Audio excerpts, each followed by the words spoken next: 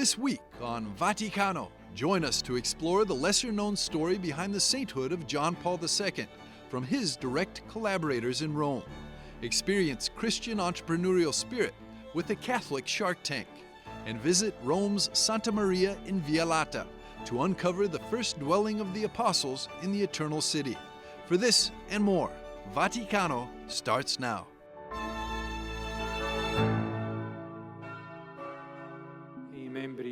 In the midst of the busy closing days of the Synod on Synodality, Pope Francis released his latest encyclical, Dilexit Nos, meaning He Loved Us, which focuses on the Sacred Heart of Jesus.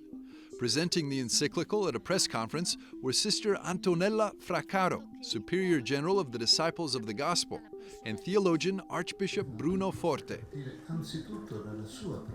Archbishop Bruno Forte emphasized the significance of the encyclical, describing it as a key to understanding the entirety of Pope Francis' pontificate.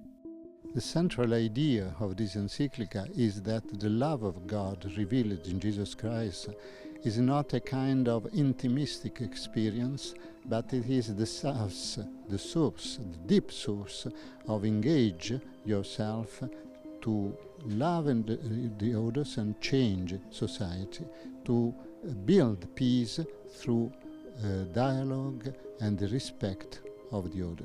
Timed to coincide with the conclusion of the Synod on Synodality, Dilexit Nos also challenges church leaders to embody compassion. Archbishop Forte pointed out the Pope's call for a model of church governance rooted in empathy and true synodality.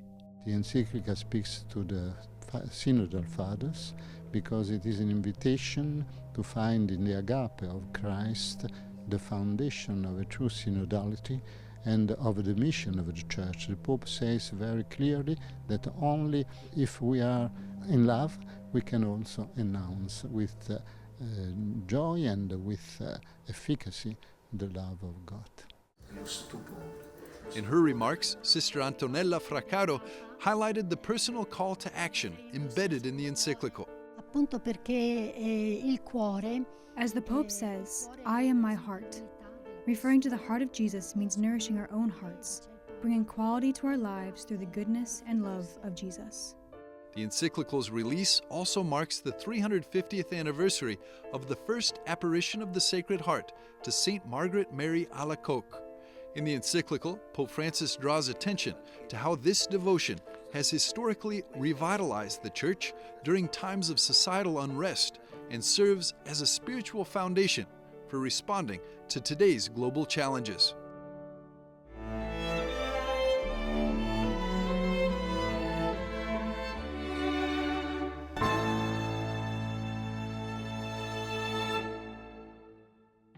Con il documento finale. After 2 years, the Synod on Synodality ended with a surprise. Pope Francis announced that he would not write a post-synodal exhortation.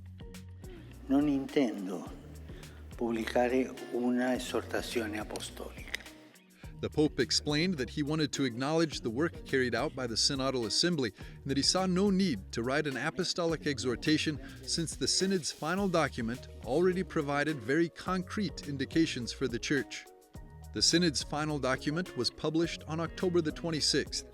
Each of its 155 points received 2/3 majority approval by the Assembly. Among them, the Pope approved a new proposal. Dicasteries will now be required to consult with bishops' conferences before publishing important normative documents, as long as it doesn't affect the doctrine of the Church. Cari fratelli e sorelle, The most divisive item during the voting was number 60, which deals with the role of women in the Church. In it, the Assembly concluded that there are no reasons that prevent women from assuming leadership roles in the Church, and stressed that the question of women's access to diaconal ministry remains open.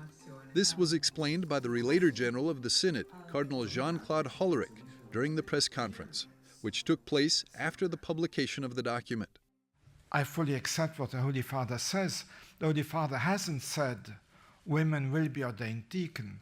He has not said women will not be ordained deacon. He has just said it remains open, it has to be studied. And if I understood correctly how that study group is functioning, it is first looking at what the women have done in history and can do in the church in sense of leadership, spiritual leadership, community leadership, and so on, without ordination. The following day, the pontiff concluded the work in Rome in the same way that he inaugurated it, with a Eucharistic celebration. More than 5,000 people gathered in St. Peter's Basilica for the Holy Mass. Fratelli, sorelle. Brothers and sisters, not a seated church, but a church on her feet. Not a silent church, but a church that embraces the cry of humanity. Not a blind church, but a church enlightened by Christ, that brings the light of the gospel to others. Not a static church, but a missionary church that walks with her Lord through the streets of the world. After Mass, the Pope went out into the window of the Apostolic Palace to pray the Angelus with the faithful and asked them to pray that all that has been discussed during the Synod of Bishops will advance for the good of the Church. Pater et Filius et Spiritus Sanctus. Amen.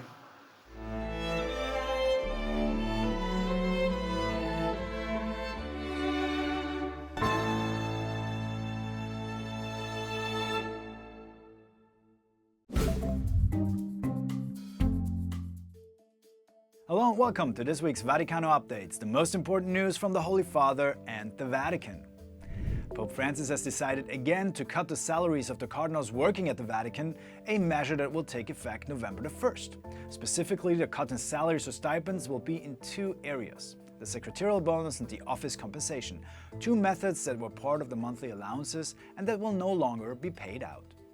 The Vatican has reprimanded the Swiss bishops for their handling of sexual abuse claims in Switzerland after a more than year-long investigation into how the bishops addressed allegations of clergy sex crimes. Yet, the Vatican's inquiry found no evidence of a conspiracy by the prelates to cover up those abuse claims, one of the key allegations that launched the Holy See's investigation last year. Allegations had been made in May against several emeriti and acting members of the Swiss Bishops' Conference, as well as against several other clerics. Ahead of the 2025 Jubilee, the Vatican has launched a cartoon mascot, unveiled as the cheerful face of the Catholic Church's upcoming Holy Year. The mascot, named Luce, which means light in Italian, is intended to engage a younger audience and guide visitors through the Holy Year. Archbishop Rino Fisichella, the Vatican's chief organizer for the Jubilee, described the mascot as part of the Vatican's goal to engage with the pop culture so beloved by our young people. Cardinal Renato Raffaele Martino died at the age 91 in Rome. Martino served for 16 years as the top Vatican diplomat to the United Nations and headed up two key pontifical councils in Rome for several years. He also served as president of the Pontifical Council for Justice and Peace from 2002 until 2009, and he was the head of the Pontifical Council for Pastoral Care of Migrants and Itinerant People from 2006 to 2009. Pope Francis will open a holy door in Rome's Rebibbia prison on December the 26th, the feast day of Saint Stephen. It will be the second of 5 holy doors the Holy Father will open during the 2025 Jubilee Year of Hope, taking place from December the 24th in 2024 until Christmas Eve to January 6th, 2026, the Feast of the Epiphany. The opening of the holy door in the Roman prison will be a symbol of all the prisons scattered around the world, according to the Vatican. Thank you for watching this week's Vaticano Updates. In Rome, Andreas Tonhauser for EWTN Vaticano.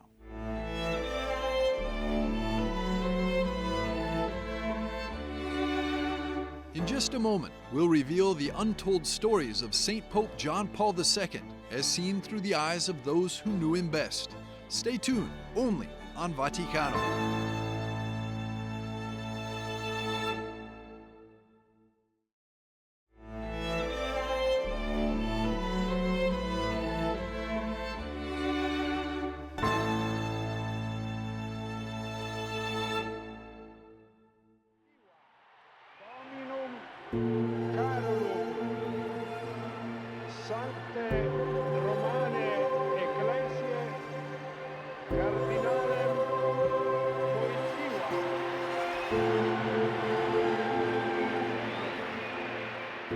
The 27-year pontificate of Pope St. John Paul II left an indelible mark on the hearts of his former collaborators at the Vatican.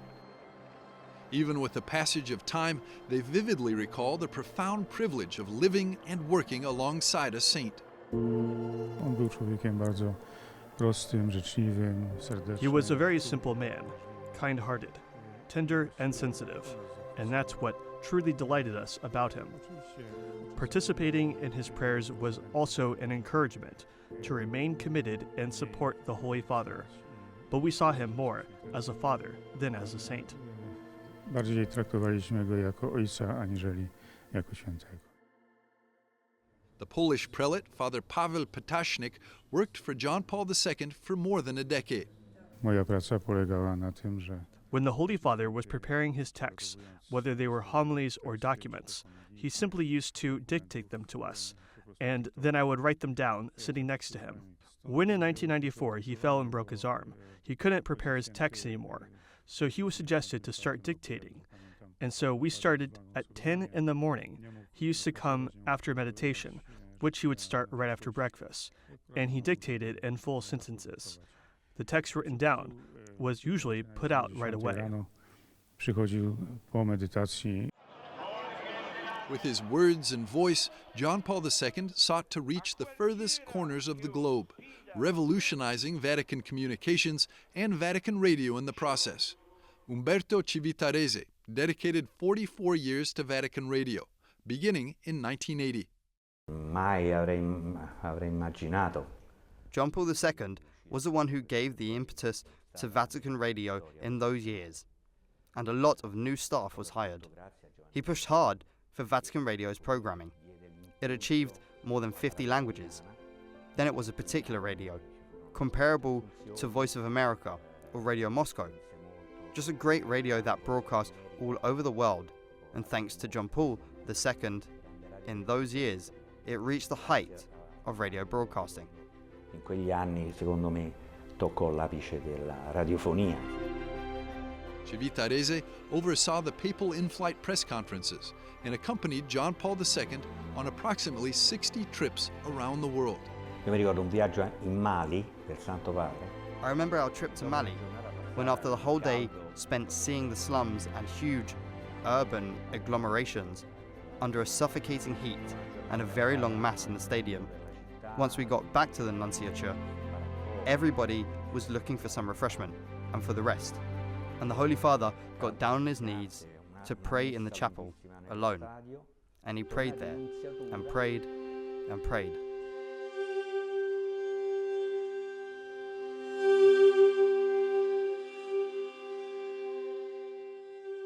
Prayer was the mainstream of his entire existence.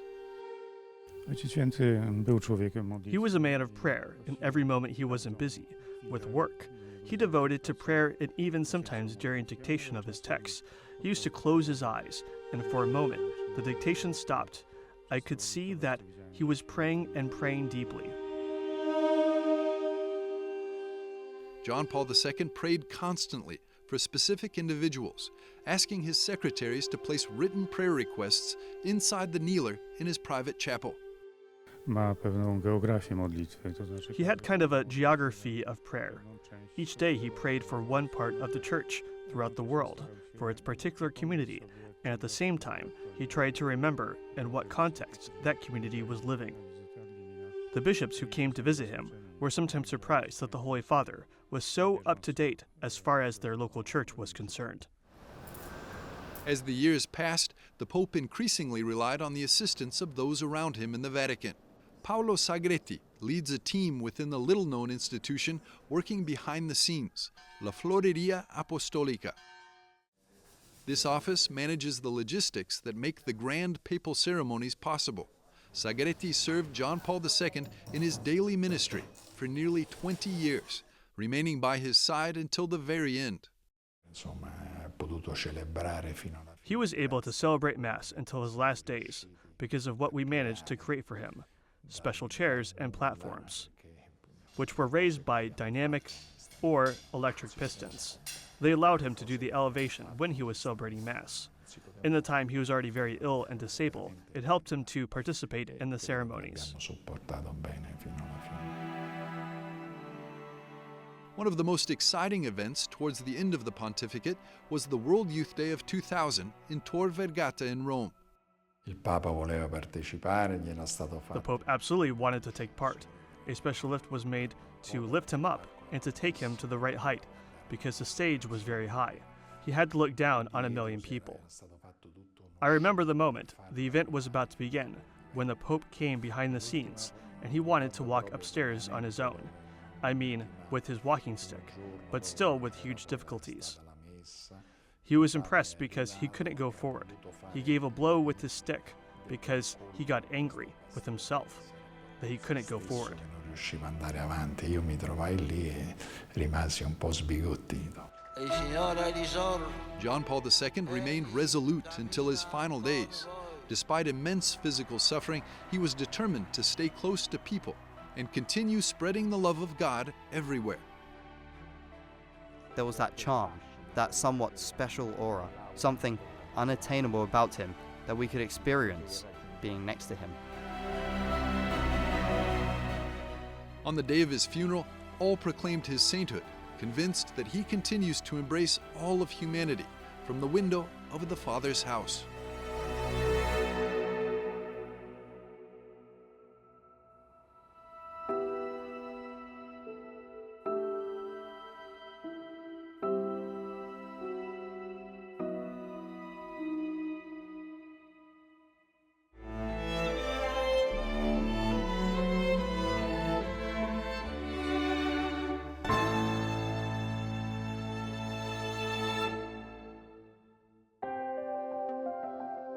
My name is Moritz Scholtisig and I am from Berlin, Germany.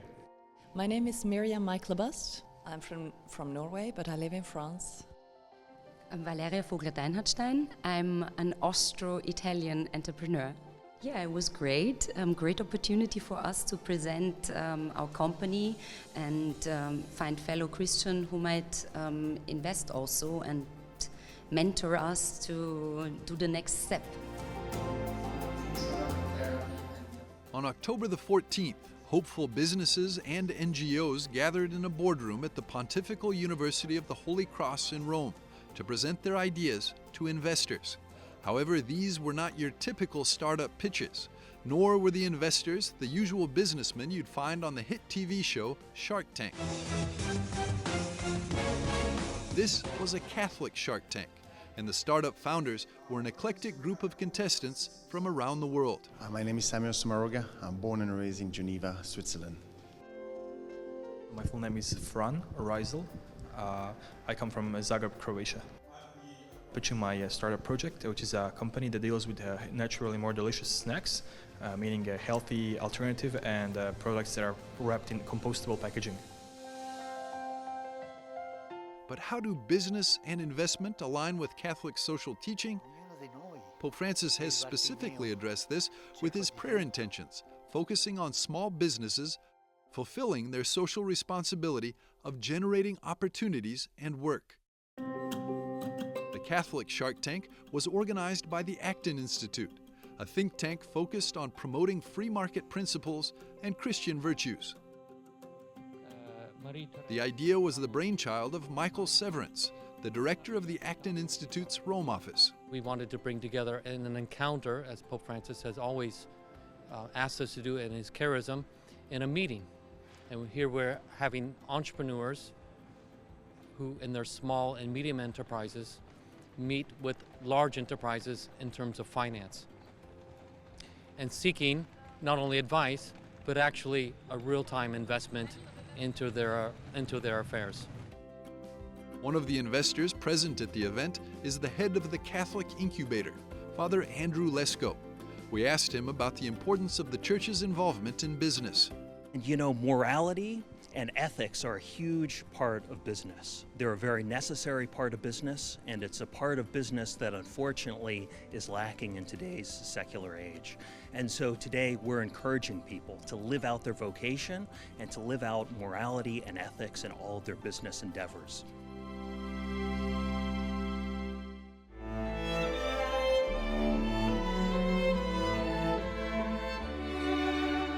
We'll be back after a short break to explore the first dwelling of the apostles in Rome, right here on Vaticano.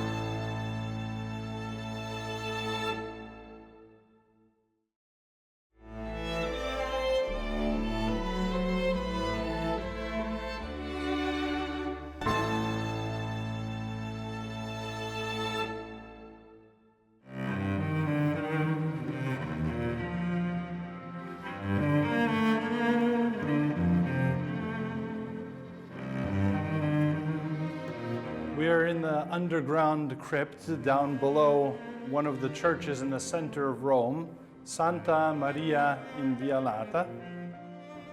And this underground crypt is thought to be one of the places where Peter first and then Paul and their collaborators, Mark and Luke, stayed when they came to Rome. This church is a little bit further away from the Jewish ghetto. Since Peter had been imprisoned in Jerusalem 3 times, he preached to the Jews, but he would have preferred to live in a little dwelling in the area of the Gentiles. So that's one of the reasonings why this place was considered to be St. Peter's first dwelling in Rome, and then also St. Paul when St. Paul arrived to Rome. And we see here, in fact, this bas relief of the Baroque era with St. Paul, the sword, St. Peter with the keys, St. Luke writing the Acts of the Apostles. This is the place where St. Luke would have written the Acts of the Apostles. It's the place where St. Paul wrote 3 or 4 of his letters. The second letter to Timothy, the letter to the Ephesians, the letter to the Colossians, the letter to Philemon. They were welcomed here by St. Martial, who we can barely see in the background there. Martial welcomed them into his home here, and then he was converted by St. Peter and baptized by St. Peter, and wound up becoming one of the first bishops. He was sent to Limoges in France. So it's a pretty special place when you think about the presence of the apostles and all of the magisterial teachings that they handed down to us through the letters that were written here.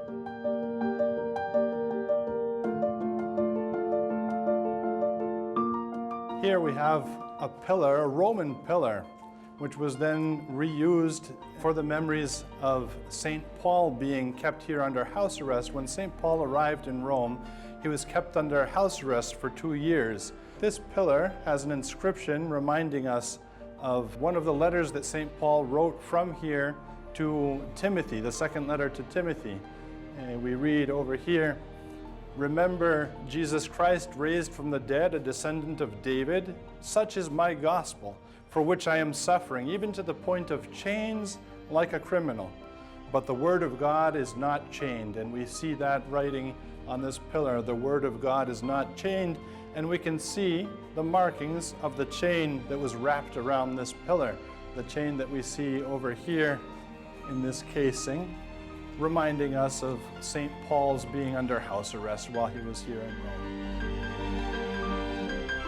There's also an ancient well here, fairly deep well. This is where the chain was found, and this shows us this was an old dwelling place originally, a Roman domus, so very well a place where Peter and Paul and Mark and Luke could have lived. And at the same time, it was then used by Peter and Paul to baptize the first Christians in Rome.